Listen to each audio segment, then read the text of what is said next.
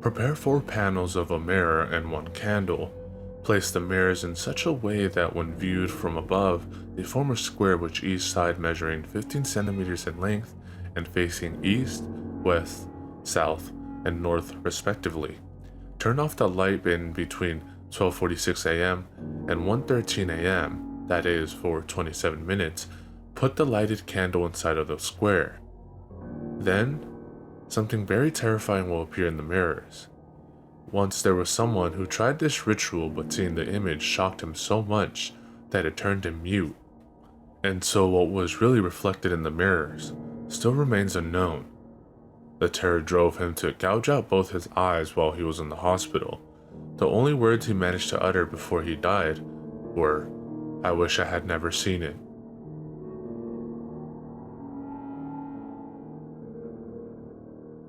This is a true story.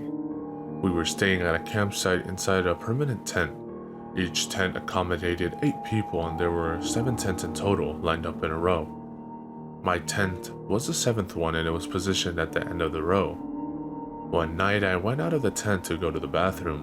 When I came back and opened the door of the tent, I found no one inside, but I was sure everyone else was fast asleep.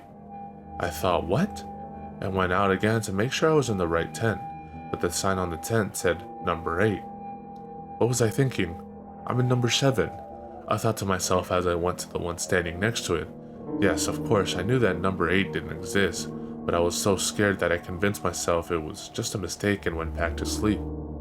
By the next morning, the 8th tent had disappeared.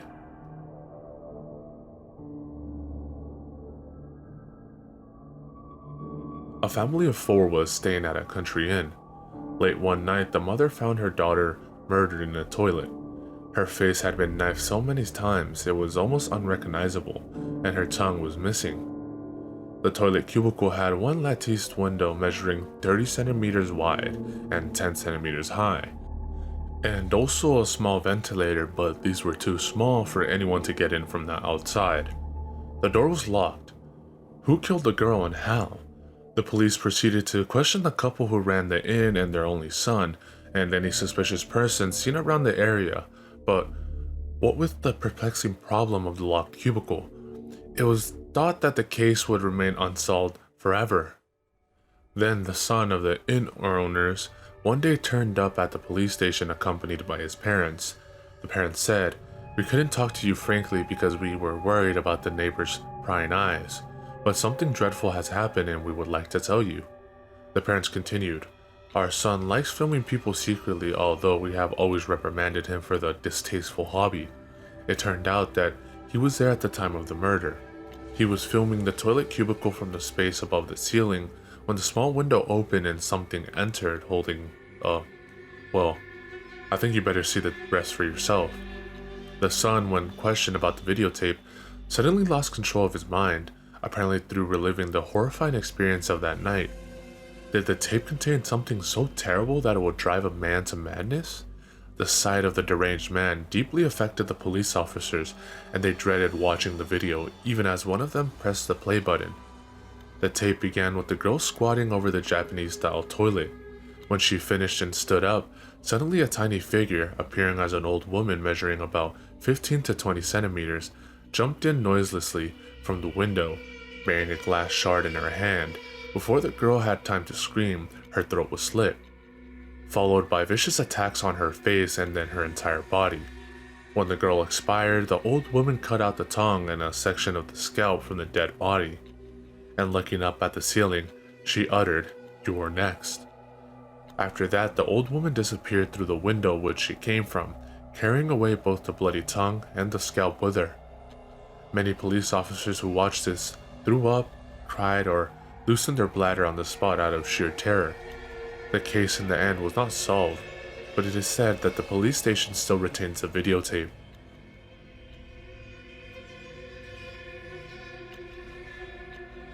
A girl dreamt she was being chased by a stranger. The girl ran and ran, shouting for help, but soon she was caught and knifed to death. She woke up screaming. One day she was strolling in the park when she spotted a man walking towards her. To her shock, he looked exactly like the man who murdered her in her dream. She panicked and ran straight to a nearby telephone box to call her friend, thinking she could get help. The man, while she was still on the phone, walked right past her. The girl, relieved, got out of the telephone box and started walking again, but she was astonished to find that once again the same man was coming towards her.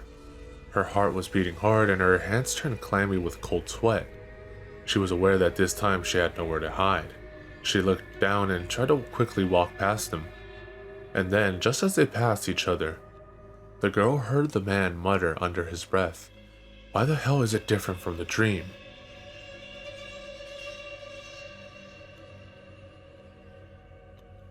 This is a story of my friend who has a powerful sixth sense. At the time of the story, she was living with her husband in the suburbs. One night, she was waiting for her husband who had gone drinking after work at home, but it was getting late and she decided to go to bed. She dreamt that her husband's motorcycle crashed into a car and he died. She woke up and knew what had happened and the dream was true. He's dead, she panicked. But soon after that, she heard the familiar sound of the motorcycle engine from outside. The front door opened and her husband's cheerful, drunken voice sounded from the porch. He started explaining why he had come home late.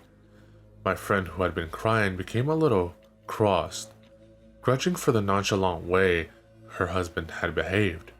"You are really late. I thought you died from an accident," she said from her bed, raising her voice so that her husband could hear her. "Oh dear. So you've made your choice then," her husband said lightly, sounding almost as if he was teasing. Then came a complete silence. Minutes later, she got a phone call informing her of her husband's death. Later, she told me, "I think I threw away a chance God gave me."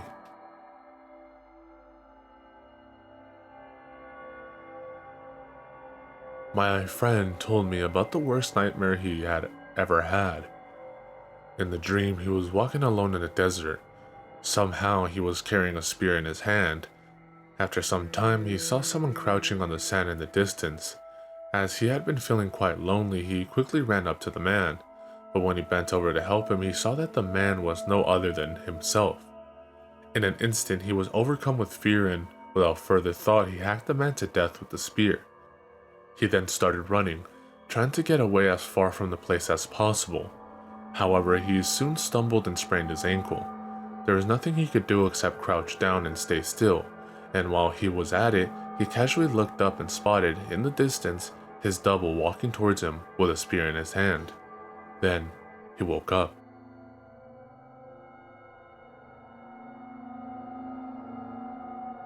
A family suicide occurred in the suburbs of Gunma Prefecture.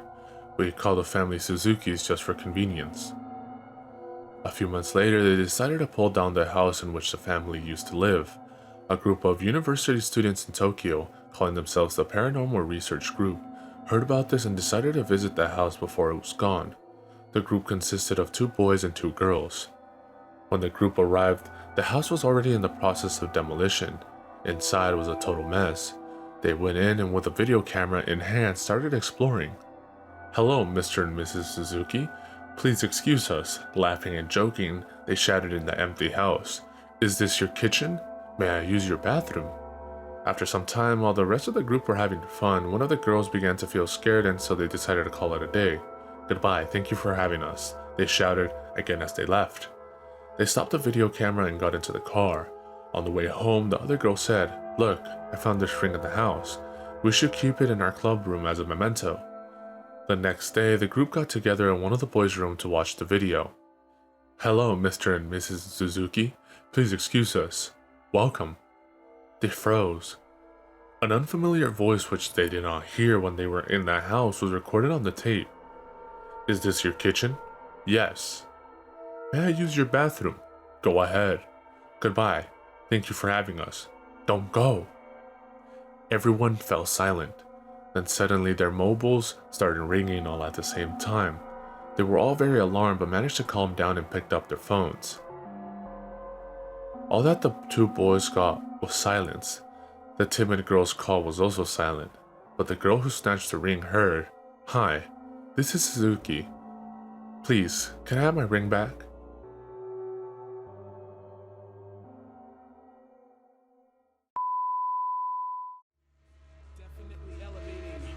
966. The ill suicidal liable to take titles and make vital signs, but not like no cancer. Answer, there's no chance to advance to ya. Kuya got blazed through ya. The great super science, applying pressure, I desecrate with double O's and bubble folds while I cut you, bro. I juggle flows that goes ballistic, reminiscent of exquisite cannibalistics and a sadistic doctor. My sick shit knocks ya improper.